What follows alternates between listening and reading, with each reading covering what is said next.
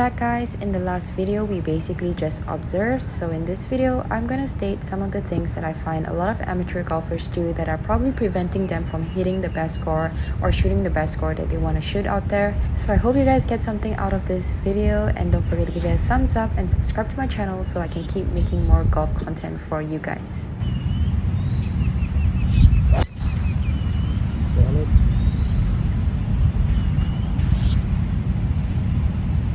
So I think one of the biggest struggles that a lot of amateur golfers have is knowing how to anticipate what is going to be the result of hitting off slopes. So I would say the general rule of thumb is always to favor putting it further back in your stance when you're hitting off slopes. So on this hole I have a downhill lie towards a little bit of an elevated green and a front pin. So even though I'm hitting my 58-degree wedge here, I'm anticipating a bit of a lower ball flight with less spin on the ball.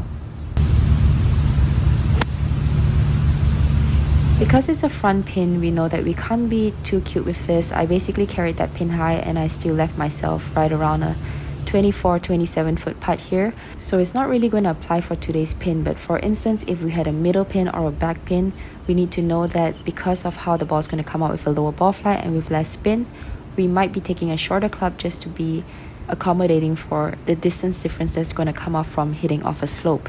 So a lot of people don't do that, and especially for this hole when there's water hazard at the back, whenever there's a back pin, they don't realize that they're hitting off a down slope and then they end up going over, which is going to be in the water hazard at the back. So it's definitely important to know how the ball is going to react when you're hitting off different slopes.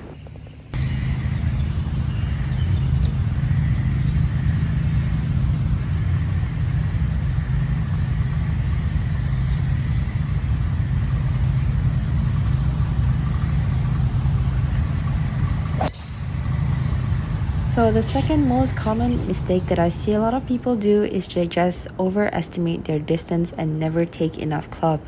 So over here we've got 165 yards to the pin. It's about 150 to carry the bunker that's located right in front of the pin. So I know to be safe I need right around a 155 yard shot. I wasn't too comfortable with hitting that this early in the morning with a 7-iron, so I decided to go with my 6-iron. So I hit this 6-iron knowing that if I hit it good, there's a good chance I was going to be over, which is exactly what happened.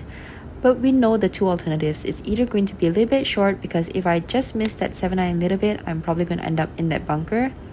So it's either going to be a little bit short or it's going to be a little bit over. So you kind of sometimes have to choose the lesser of the two evils. So from the front, if I'm going to kind of short side myself from that bunker, have a wet bunker shot, versus over here I have more green to work with and I'm pretty comfortable with my chipping. So I knew that I had a better chance saving par from the back of the green versus from the bunker, and also I felt like if the 6-iron had a little bit of spin, which obviously it did not have with all the water on the ground, it would have still been the right club versus the 7-iron. So choosing something where you don't have to hit a perfect shot just to get it on the green is definitely the better choice in my opinion, whereas a lot of people are always choosing the shot where they need to hit a perfect shot just to get it on the green. So, and that's why I feel like they leave themselves short-sighted and in worse positions than they should be, and that leads to bigger scores and bigger numbers on their scorecard.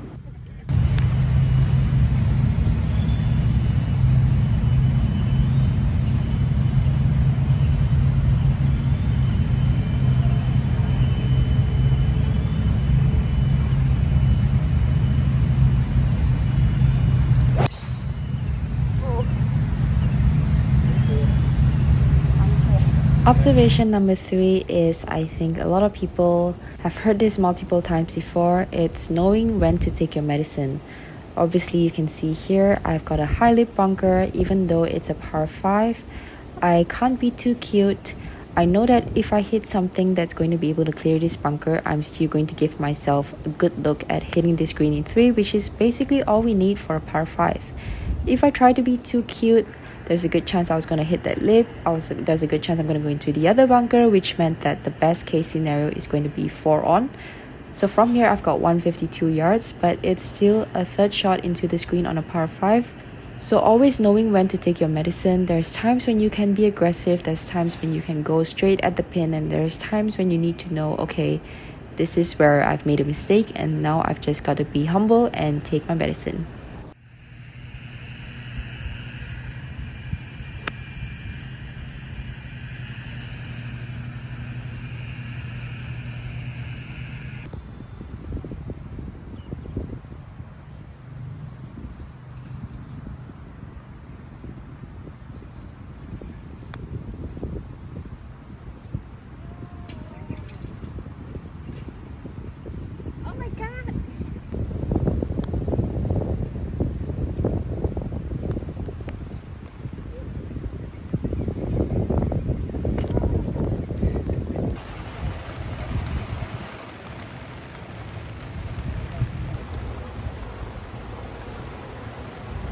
I don't know why I'm standing in the rain.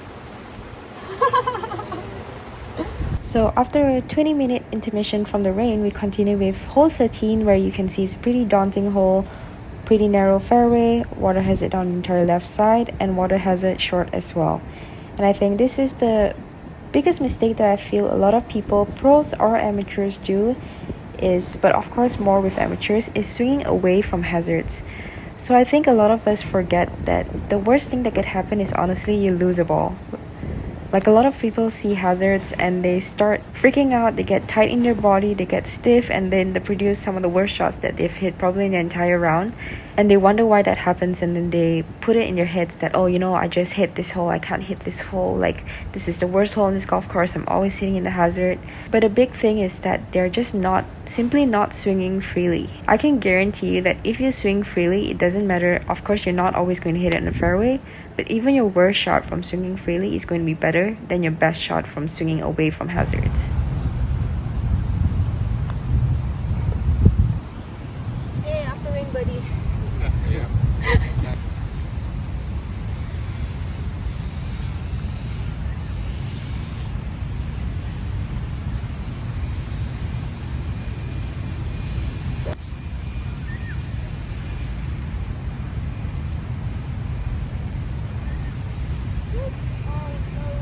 On this hole, let's learn from a mistake that I made. So I hit that a little bit left and it got plugged kind of in the rough, but not plugged enough that I could take a drop.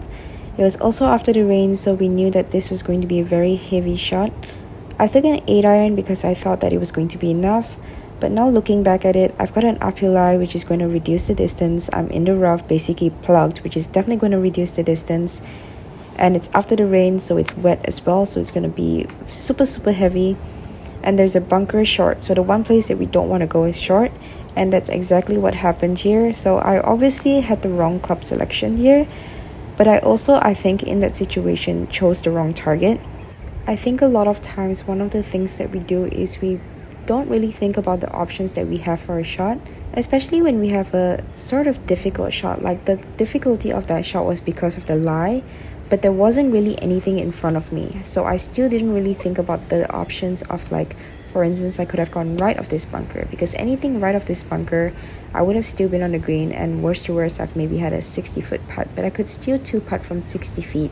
Whereas from this bunker in the plug lie that I was in after the rain, which is unsurprising, it's basically an automatic bogey at best. So I think sometimes just making sure that we consider all the options that we have, not only when there's like trees in front of us or things like that, but also when we just have difficult lies and not trying to pull off the perfect shot like I said before, but putting ourselves in a good position where we can still save par or save bogey or whatever it is that we need to protect our score, versus making it more difficult for ourselves and compounding one error upon another just because we didn't consider all of our options.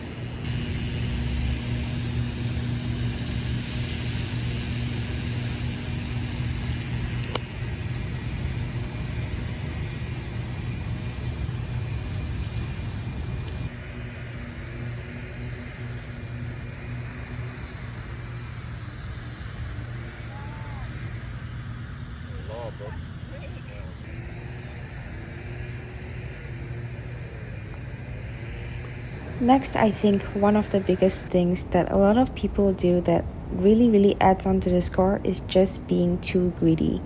This hole, I think, is the perfect example. It's a par 5, it's a dogleg right. The further right you go, the shorter of an approach shot you're going to have into this green, especially if you're someone that's going to be able to go for this green in 2. However, being right obviously brings the water hazard into play. On the left says bunkers, but you can play out of a bunker, you can't play out of a water hazard. So I understand the risk and reward for some people who are able to carry those bunkers or who are going to be able to go for this green in 2. However, I see so many people who have no business hugging the right side, just trying to go way too close to the right side.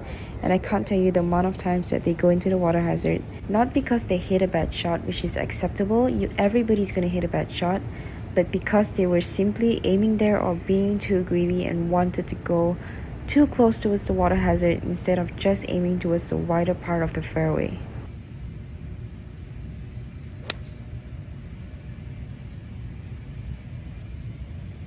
So I think very similarly to what I said previously, it's just knowing when to be aggressive and knowing when to be conservative. A lot of people are aggressive when they don't need to be, and they're conservative by being scared, which is also what I said previously, which is swinging away from hazards and things like that. So I think in golf there's difference between being aggressive, conservative, scared, and brave. So it's all going to depend on your skill level, but knowing which to apply and when is definitely very important. And I think a key point in being able to achieve the score that you want to achieve based on your skill level.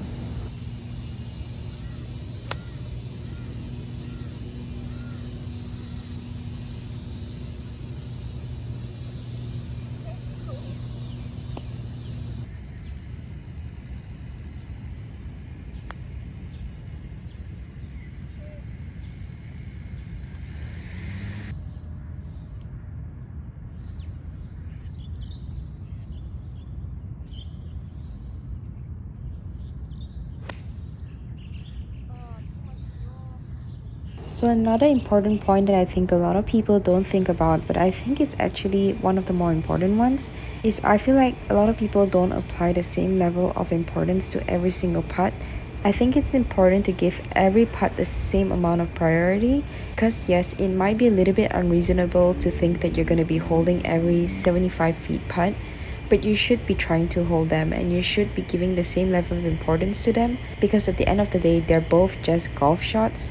And yes, I'm sure that you're going to expect to make one more than the other, but I think that if you give them the same level of importance, you're actually going to be surprised at how much more long putts you hold and how much less pressure you feel in the short putts if you actually treat them all equally and just treat a putt as a putt.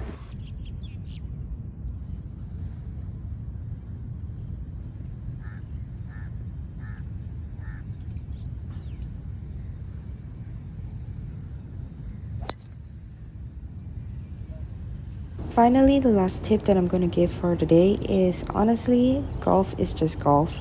If you're not playing golf as a profession, I understand wanting to shoot a really low score, but honestly, you're going to shoot a better score the more fun you have. And if you're not someone who practices very often with the right expectations. So a lot of people are expecting to go out there and play like Tiger Woods with 1 hour of practice a week.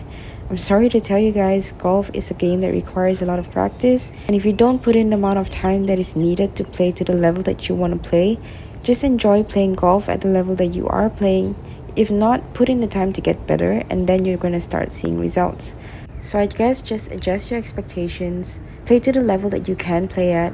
If you're not happy with the level that you are playing at, put in the time, put in the hours, and you will see improvements. So I hope you guys continue to enjoy and love this game. We're all lucky to be able to play.